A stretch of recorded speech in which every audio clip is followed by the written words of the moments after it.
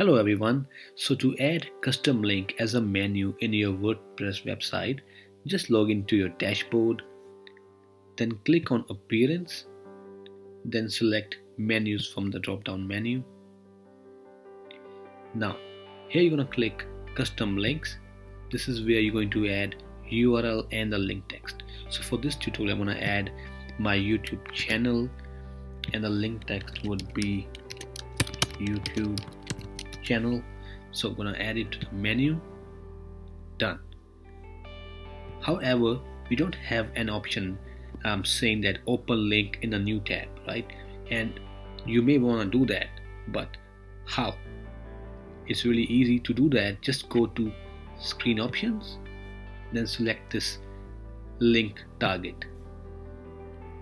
Go back. Now you're going to see the option says open link in a new tab. Just click that one. Save menu. All done. Thank you for watching. If you like it, please share and subscribe to my channel.